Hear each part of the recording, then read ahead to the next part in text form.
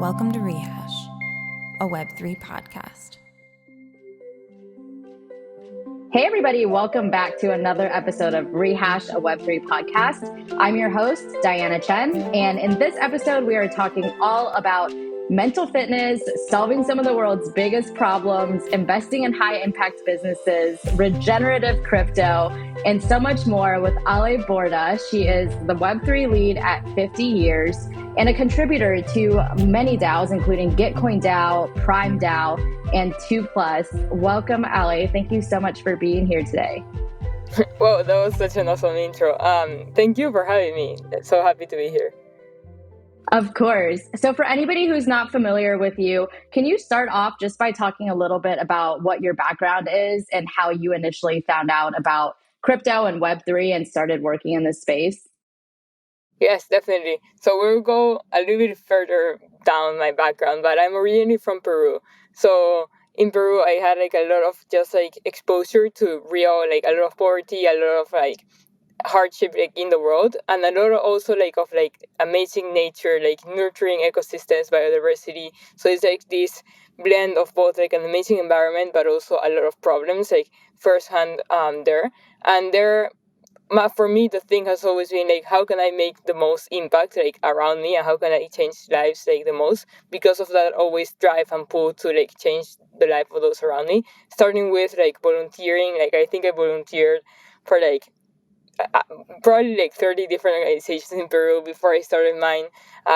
We started a volunteer where we went there every weekend. We built houses and staircases in Lima slums that actually very similar to a DAO. Very fluidly, we had to change our strategy when COVID started, because of course we could no longer go to these communities and build houses, and we had to shift to education because the public schools in Peru closed and kids had no means to have actually access to any education. So we just started a tutoring thing that also a DAO. It scaled so quickly. Within the first 3 months we already had I think 3,000 kids in the platform, which meant 3,000 tutors also, because it was one-on-one tutoring. And for me it was always about yes, doing some change, improving lives, but it was mostly about inspiring, on encouraging those young people in Peru that they didn't have to kind of wait for the government or anyone else to actually change lives. And also establishing those amazing relationships with the families we helped, with the community there. So it was, every time I went there, it was oh, hey, amiga Ale, friend Ale. So it was super nice, and we became part of their families as well. But also at the same time, even though we had a lot of fundraising, we built 30 houses, we had 30,000 kids in the platform.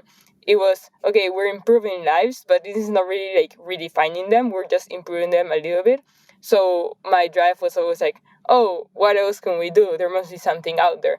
And that's why I came to the US. I came, funnily enough, to Penn, but to study entrepreneurship and see how could technology be this, blending technology with more speed and boldness to solve these problems.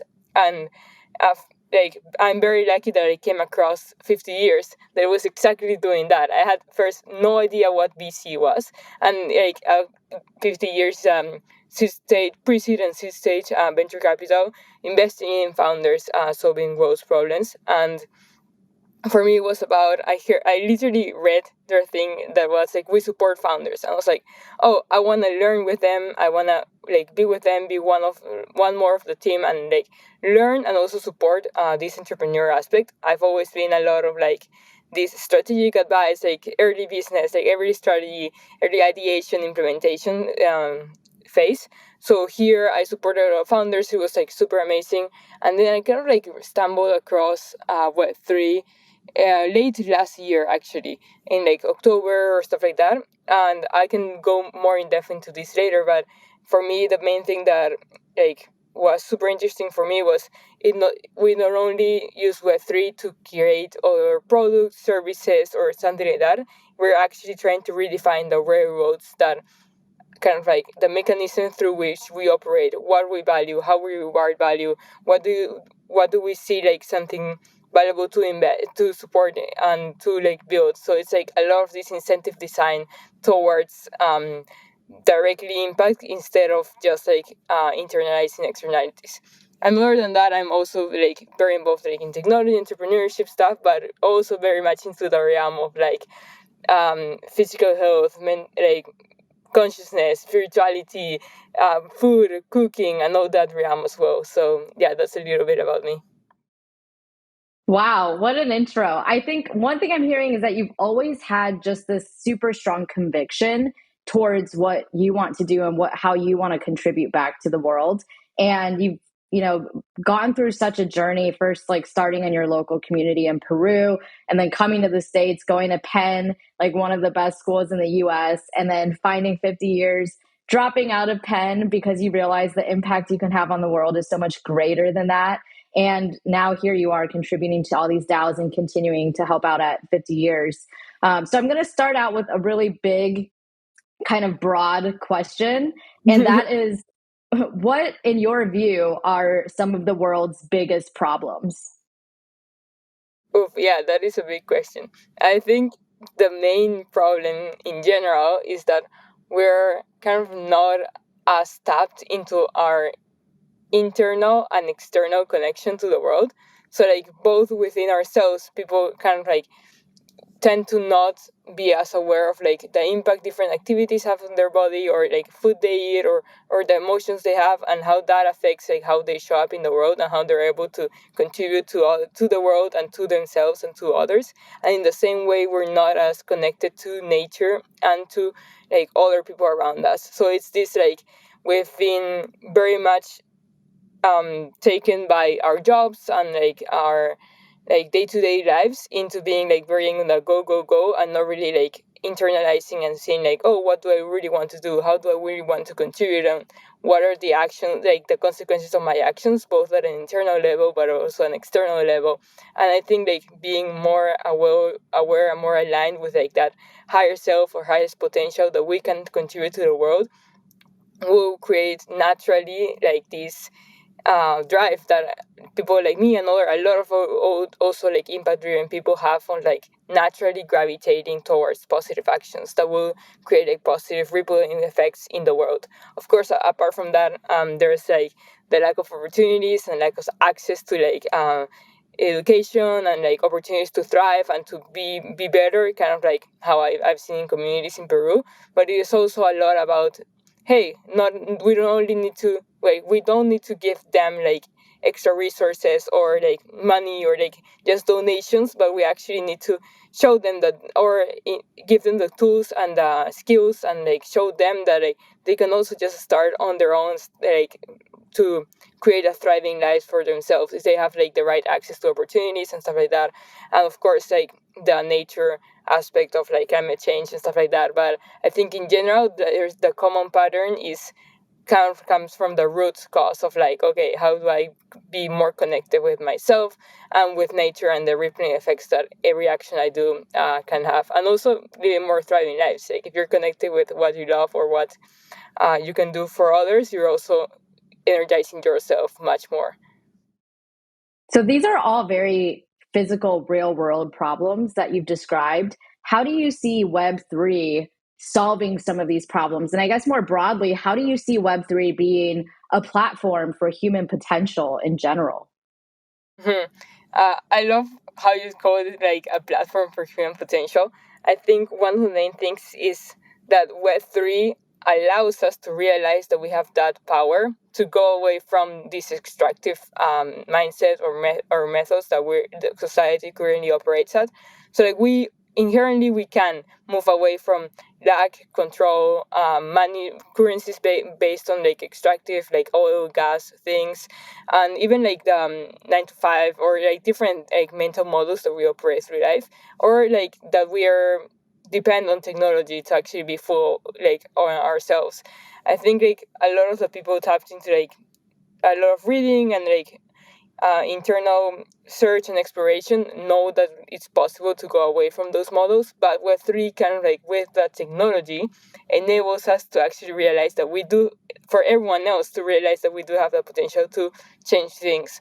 What I mean with this is that we can create digital currencies where we can embed our values into the monetary systems. So for example, there's some of course, this is very early and this is very high level, but there's some experiments on how do we create currencies that are natural backed currencies, where the more the economy grows, the more currencies being transacted, the more our ability to grow nature and to care for the ecology grows, because the currencies are backed by nature and natural capital assets.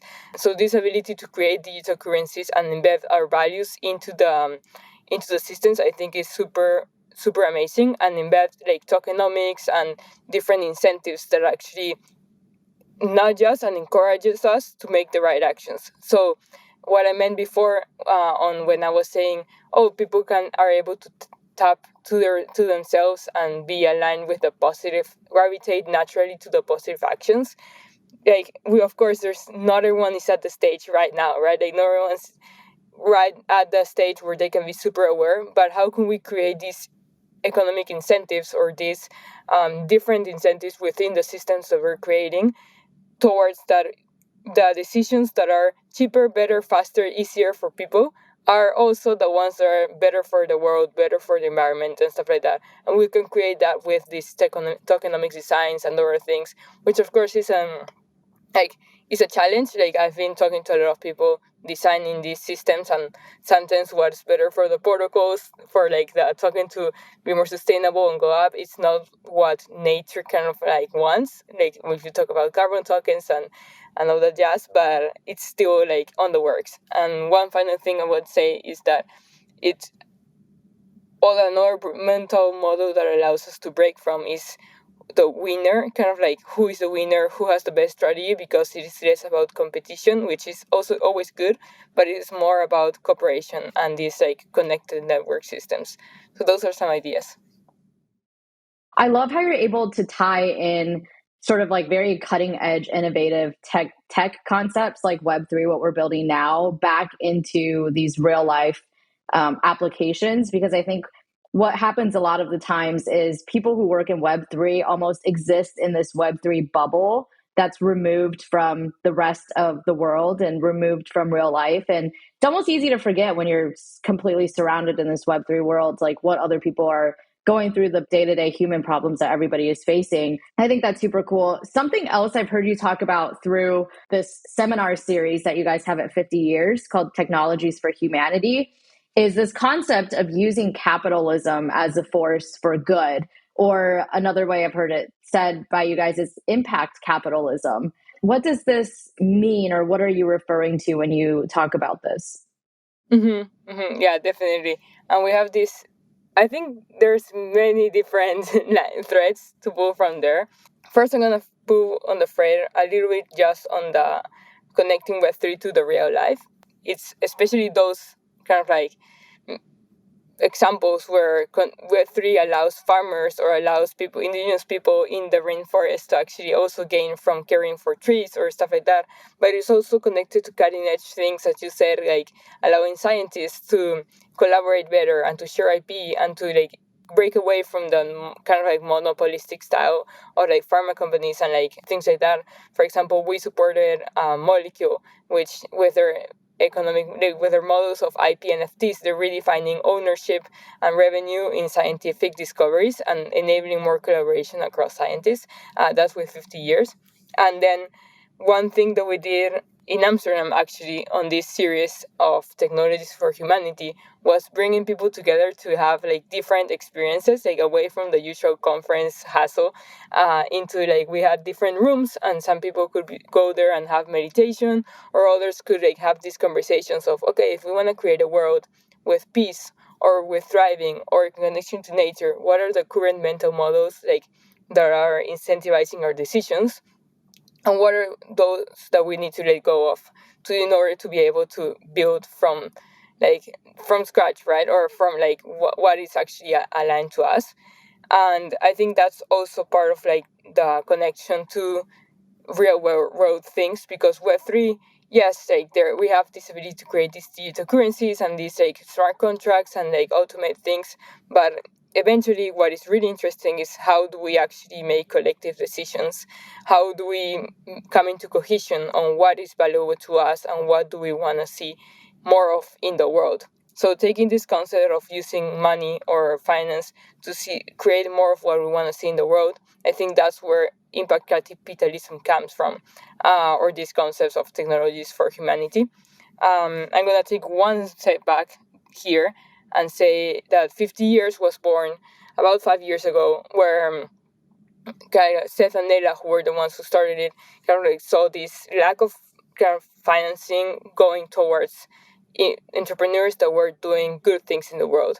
And similar to how you imagine DAOs coming together as a group of people who care about the same problem, the same thing here, how can we support entrepreneurs more in order to bring these visions to reality? And in that point of time, it was about, okay, no one is actually supporting backing founders solving impactful visions. A lot of the things in venture capital were not really meaningful, or there was this impact investing model that was oh, we don't really create much returns because we're more of philanthropy, but we try to make the case that we could actually support founders and create 1 unit of profit equals 1 or more units of good.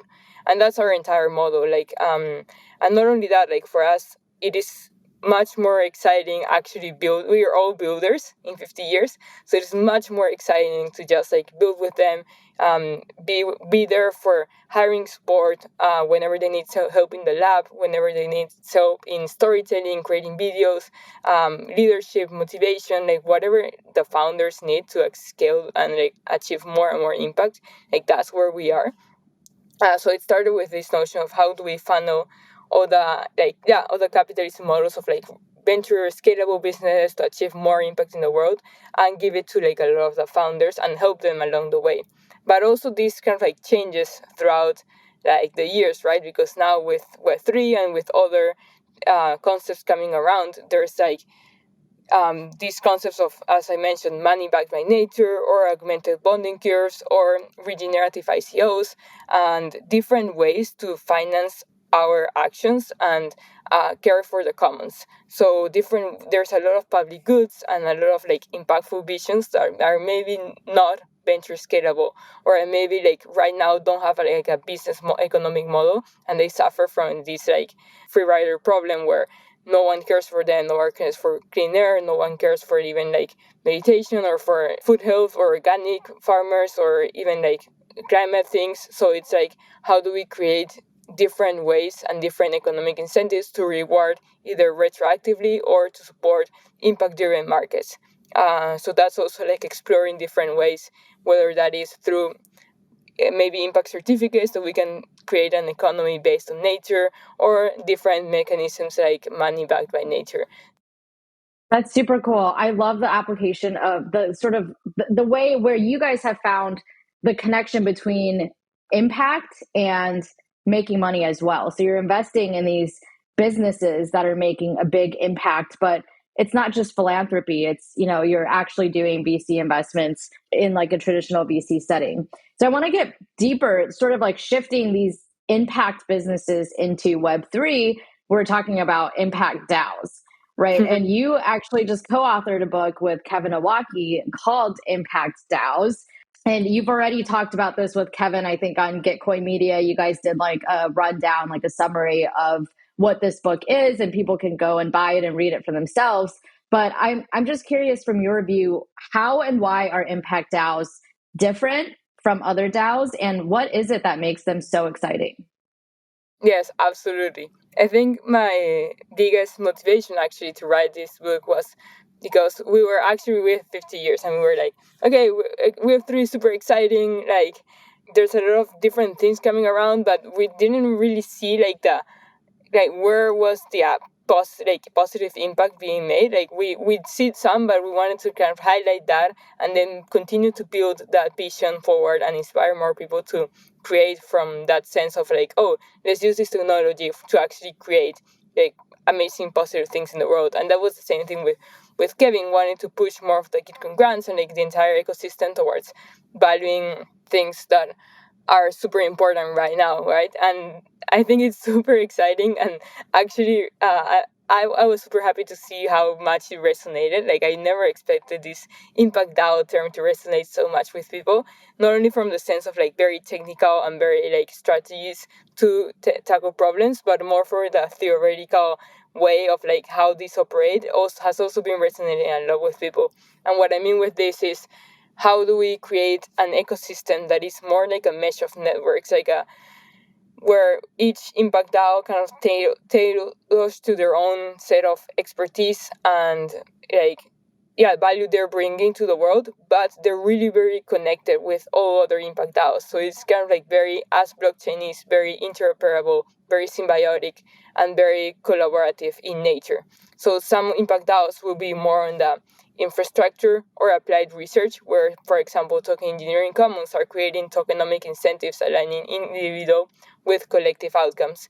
Then you have others like sovereign nature doing a wallet for nature, literally trying to get the species to be have a say like in the monetary transactions. Then you have Celo doing this economic inclusivity for people, right? And then allowing people to transact value that they did not have access to any financing before, no banks, no nothing.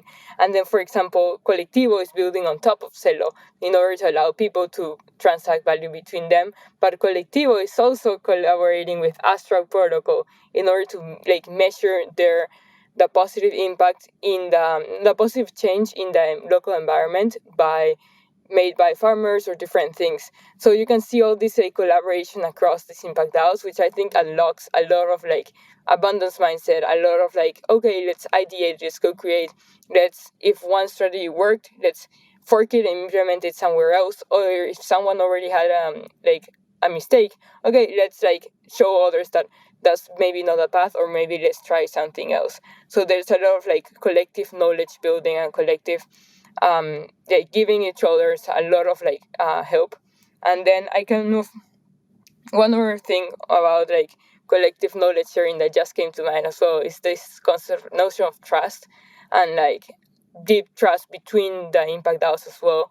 Because when we measure impact, sometimes it's about like, oh, numbers and like metrics and stuff like that, and people might kind of like sometimes up those numbers, or frame it in a way that is like, okay, we're achieving all this value and stuff like that for marketing or getting more donations, stuff like that in the case of some nonprofits. But here, what if we can just like enable everyone to just say what is actually happening, like just sharing their own strategy, their own experience, because they know that other impact DAOs will come here and be like, no, you can improve this or you can improve that. So it's like this shift of mindset.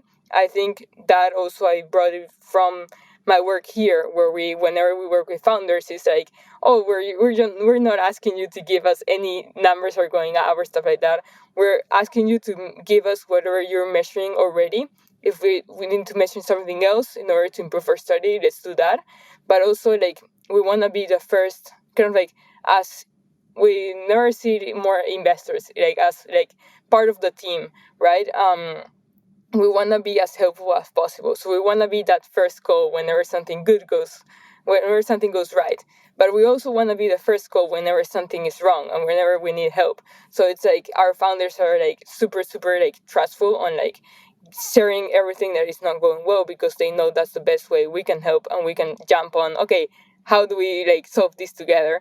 I think I want to bring the same kind of energy and trust and collaboration for the impact DAO ecosystem in order to grow together. I think that's super crucial, because that actually is one of the biggest criticisms I hear about VCs, is that VCs, all they care about is money. They don't really care about anything else. And you guys, it sounds like you're very hands-on with your portfolio companies, and you actually contribute, more than just capital, but also the talent and the skills and the expertise that you all have, which I think is super cool. So I totally hear you on this point about metrics aren't everything. But I'm wondering, with these impact DAOs, what are some ways in which you measure success? Like, what does success even look like with these impact DAOs? And what are, maybe traditional metrics isn't the right way to think about it, but what is the right way to think about that? Mm-hmm. Yeah, absolutely. I think that metrics are definitely not the end goal, but it allows us to actually improve on our studies and improve on like what we're achieving. I think definitely one of the things that might not be measurable now, but we're trying to come up with different measurements. It's kind of like the depth and leverage points that each impact DAO is achieving. So like I don't know if you're familiar with Donella Meadows' work, but there's like different 9 levels of like leverage points that we can change in people.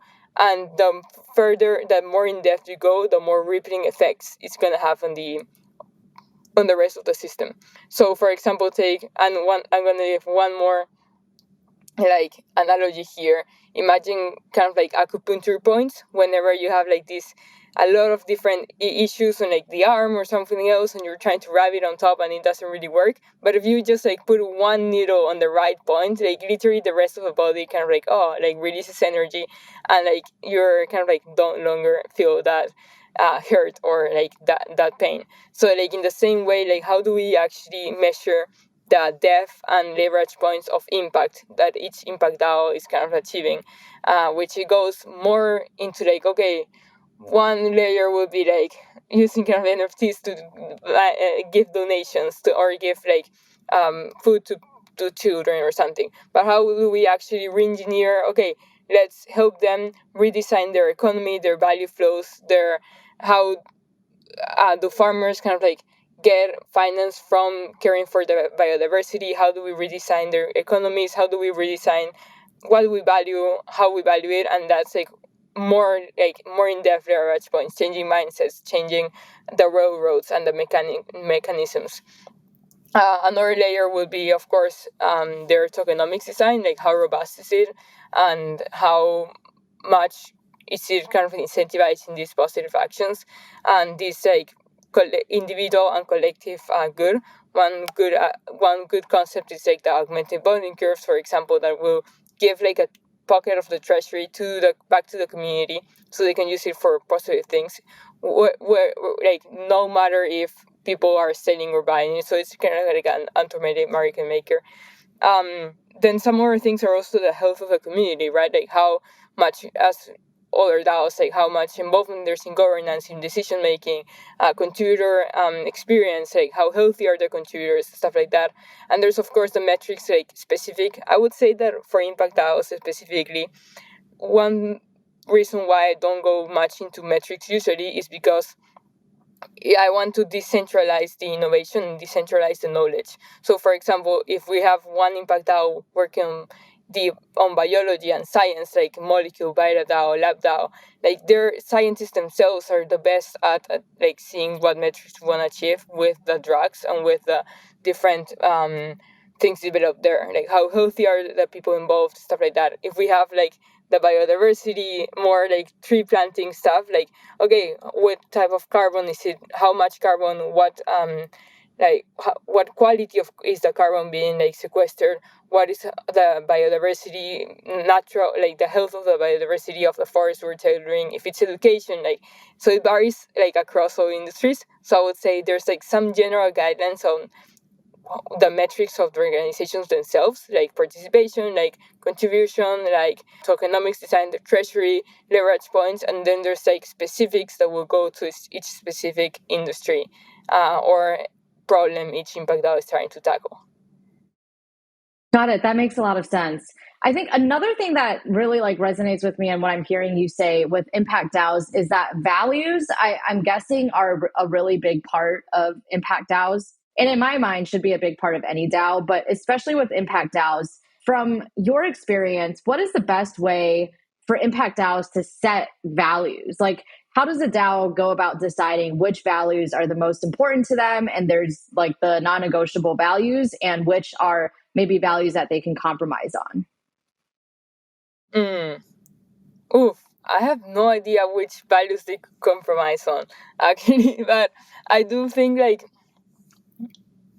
starting from how DAOs are like the best way they can be created at, like whenever like the group kind of like jumps together around a shared vision.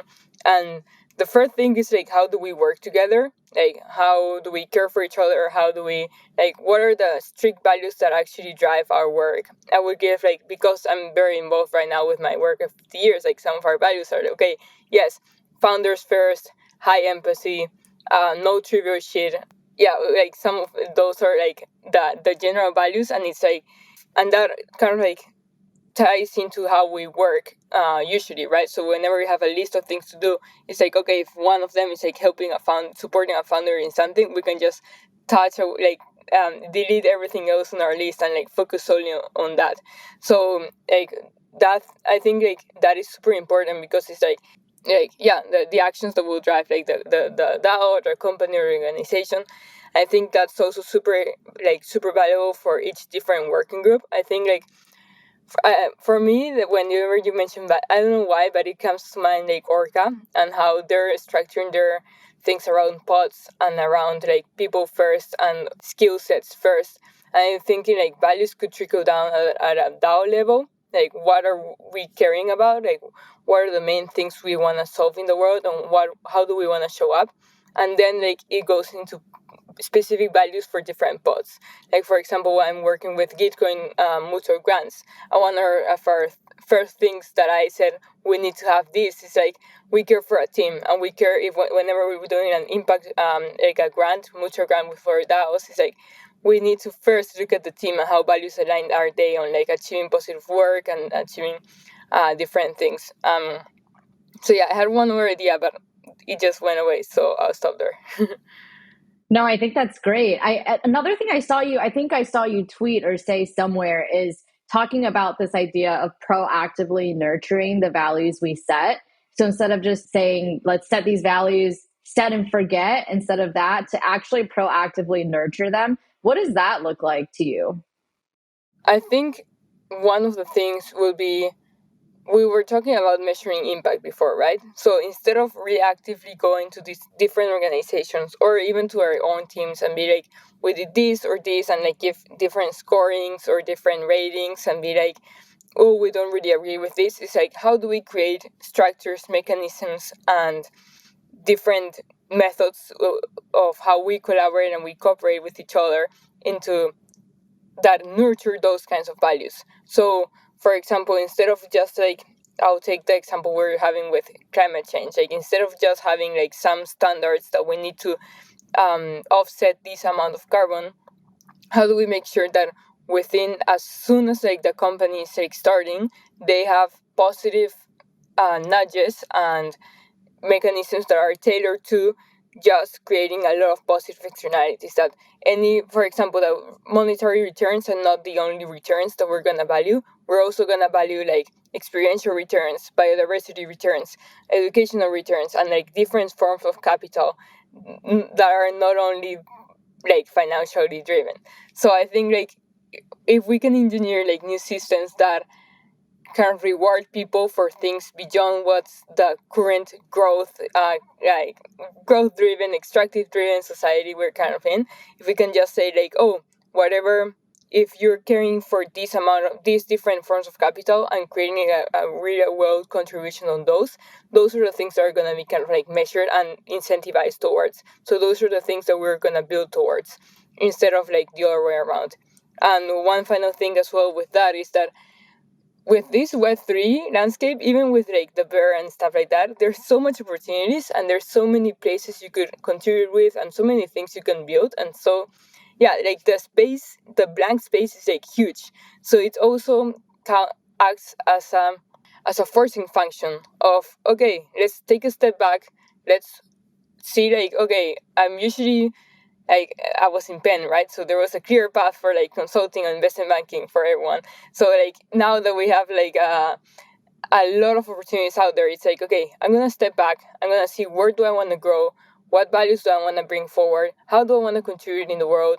What is the best way to do that? And where is my skills and particular resonance and particular like perspective of the world gonna bring the most change forward for those around me, for the environment, but also for myself? Like, how do I engineer an environment and a work that actually fills me with so much energy and so much passion that there's like overflowing creativity and overflowing energy to create value to those around us. So I think that's huge, and that's like an opportunity that comes out of having a lot of opportunities, but also having people around you that are like okay, no, like let's take a step back. Like don't, there's 1,000 DAOs you can contribute to. Sometimes I even find myself like contributing to like 20 different DAOs, and then like no, take a step back. Like where can I bring the most value, and where do I want to grow, and what people do I want to be surrounded at, so that I can create the most positive change around me.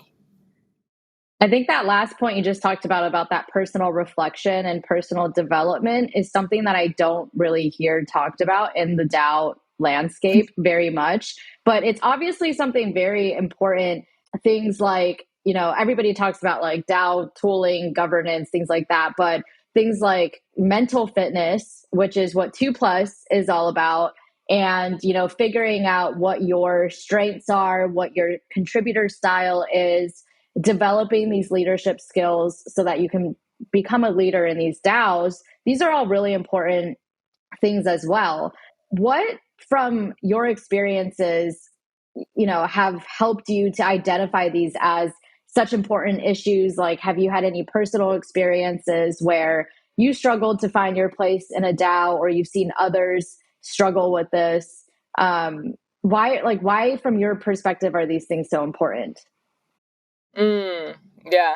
I think there's two perspectives. One is like where I come from. Like for me, meditation, breath work, journaling has always been huge. Like I think that was what I said in the first few minutes of the podcast. Like for me, it's always been around like where can I make the most change around me, and that has been very tied into like okay, a lot of journaling, a lot of like asking questions, a lot of like internal exploration of what that work means like, and that what like impact means like.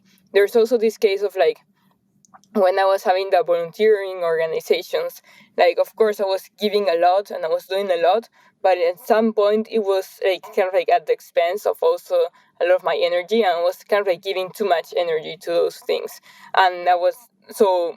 If in a way it took me like okay, let's take a step back and let's see how do we create from a place of more thriving within, so that we can, so I can give more and also give more within. So for me, it was a lot of like, okay, let's take a step back, actually like see how can I create this environment for myself that is also nurturing for me. And I think that's also why I did like a trip to Costa Rica like 2 weeks ago, because I was at Penn like during the last semester working with 50 years, working with like 4 different projects, writing the book, doing the Amsterdam organizations. And then I was like, okay, I'm not really feeling inspiration and creativity and energy coming through. It's I'm doing the job, but I'm just doing it and not kind of like feeling the insight and inspiration. And as soon as I dropped into Costa Rica, and I was like, I could not take a break. Like I didn't fully take a break from work because too much things was going on. But only being there, like in a different environment. That same thing when I go back to Peru, and like being surrounded by nature and like being meditation, breath work, and like different things allowed me to actually come back much more inspired, and like, and even like when things like saying things and resonated with people. So a lot of like my journey has been a lot of exploration within of like where do I want to contribute and how do I want to do so. And I think in the same way that translates into me being able to show at best to my work and also show at best to others around me. And then one other more technical aspect is like this concept of flow and this concept of like new connections, new ideas, new like new ideas you wanted to bring forward in the world, and actually flow when they're like your internal voice shuts down and you're able to create much more, be more creative. You're able to actually put in a lot of work. Comes when you're matching creativity with your passion in the world with a massive transformative purpose that you want to bring forward, and that's kind of like the flow recipe. But it's also accompanied by a lot of biological things you can do for it, which entails good nutrition, good sports, fitness. Like for me, like I'm a tennis player, so like doing fitness and stuff like that has always been like huge for me. And I always to go surfing, kettlebells, gym, whatever. Like if you were with me at the office, you would see me take breaks and stuff like that. And that's also hugely important. Like being in this ecosystem, this world, like that 24/7 and that like always on, always not only carries like a burden on your own physical body, mental health as well, but also just like on your ability to show up best. So if you want to show up, do the most impact and the most change in the world, first you have to like just like fuel yourself within, and so that then you can just like give the overflow. Yeah. I love that so much. Is this sort of like what you're talking about with the purpose economy, that when people at the individual level find their flow by sort of following this recipe that you've outlined, that we'll be able to accomplish so many bigger things when people are driven by purpose and not by, money or any other things in the world? Yes, absolutely. I've had even like the reason why also you will see very much consistency on like the projects I've been involved in is because I've like kind of like for a few weeks tried different things that were like not really purposeful, and I'm literally not kidding you. I was super drained. Like like for me it's instantly. So like I know that not everyone's like so instantly, but like as I think the purpose economy and that ability that to just create value and like sustain yourself by giving to these impactful visions and by like working on region jobs and like different things that bring forward a lot of value to the world.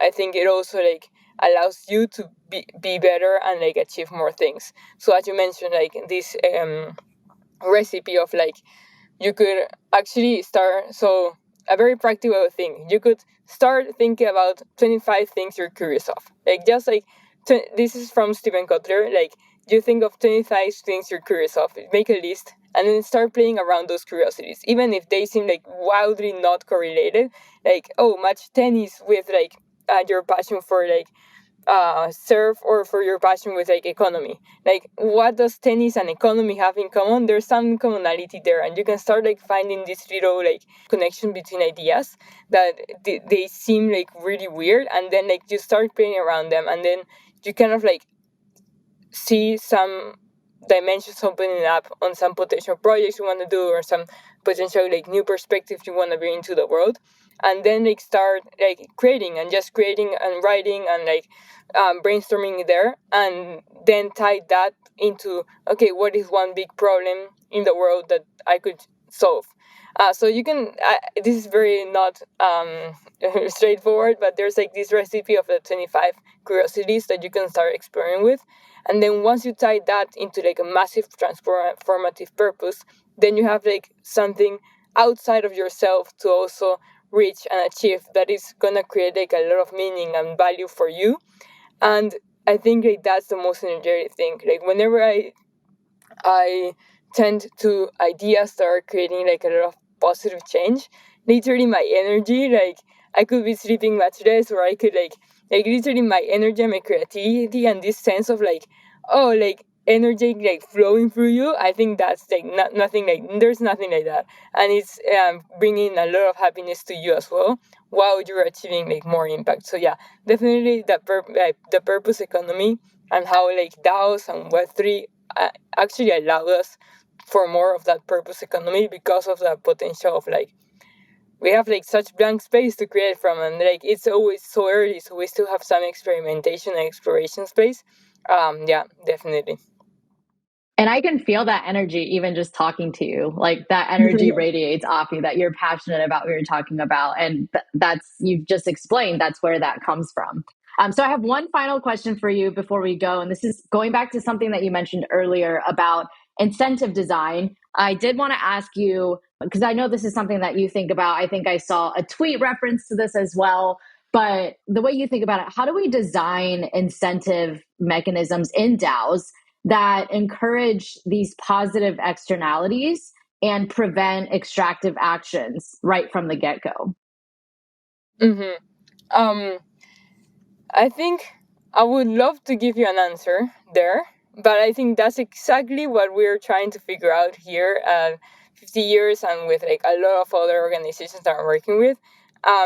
Like, how do we actually do that? Like, it starts with values first. So, a lot of what I mentioned before of like how do we encode or embed our values into the monetary systems, but then how do we make that regenerative and sustainable? How do we make that like transformative? And how do we make that is supporting human work, human time and everything we tend towards. So I think it goes how we design that is by co-creating and by collaborating on like how each of us have their own approaches. For example, us, we can bring our perspective of like okay, how is it to design to bring value to founders? Like how is it to support or back founders for the long term and technologies that might take a lot of time to actually be created. But I could also like bring on the perspective and knowledge from, for example, Prime DAO. How do we actually create these different ways to swap token swaps to create these mutual grants and mutual ventures that ensure each other's stake in each other's growth, or create these like designs like they have this proposal inverter or this like shared venture where people tend to share shared problem and can create rippling effects for everyone like involved in it. Or we can go to token engineering commons and their own knowledge on like creating token design systems.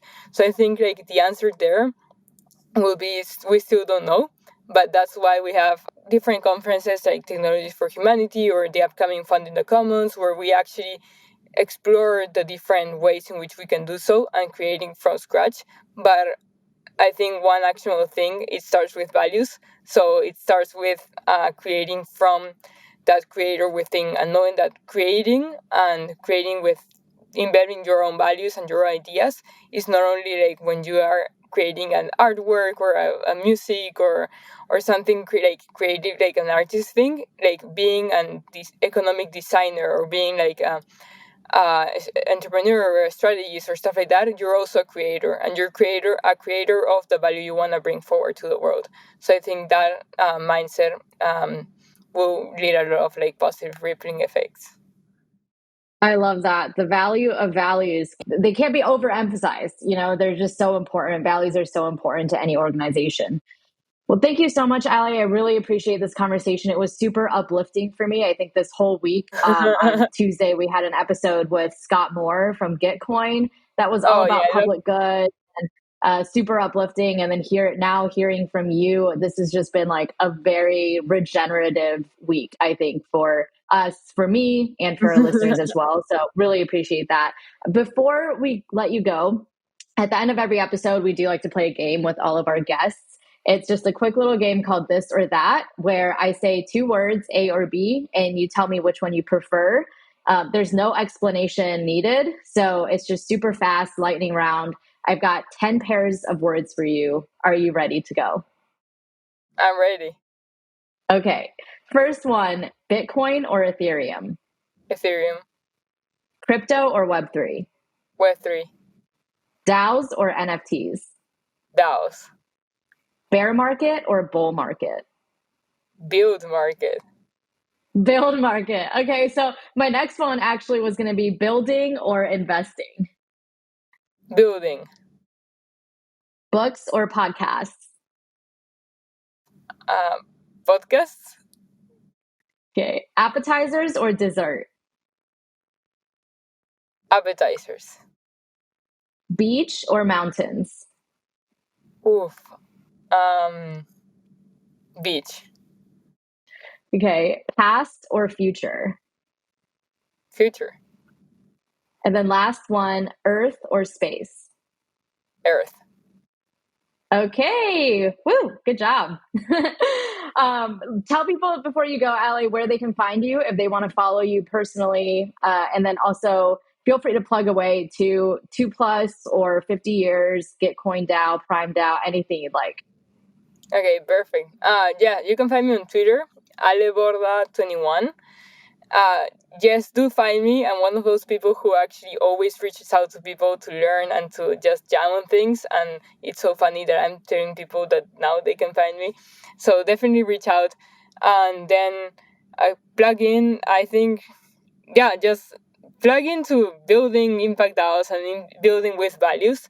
And if you ever need any help on anything regarding your idea, your vision, building, strategizing, whiteboarding, brainstorming, I'm always here, and I can plug in with like the 50 years perspective, and also connect you with any other impact DAO builder or things like that. So definitely a little shout out for the upcoming series of like technology for humanity. We'll probably host one in New York and then another one in Paris. So very much of like introspection and exploration of the values we want to create with. Yeah, and thank you so much for having me. This was also like a super regenerative conversation for me. Like the questions were like super insightful. So thank you so much. Of course. Thank you so much, Ali. And we'll include all of those links in the show notes to make it easy for people to click through. Thank you again so much for taking the time. Thank you, listeners, for tuning in. And we'll be back again soon with another episode of Rehash. Thank you for tuning in to this episode of Rehash, a Web3 podcast. The guest from this episode, Ale Borda, was nominated by Louis and voted onto the podcast by Caitlin, Julia, and Tyler Internet. Some of the questions you heard were submitted by Karsten. Rehash is hosted by Diana Chen, produced and edited by Ellie Dots and Tyler Internet, and as always, supported by Rehash DAO. To stay up to date on all things Rehash, you can follow us on Twitter at RehashWeb3 and join our Discord to get involved.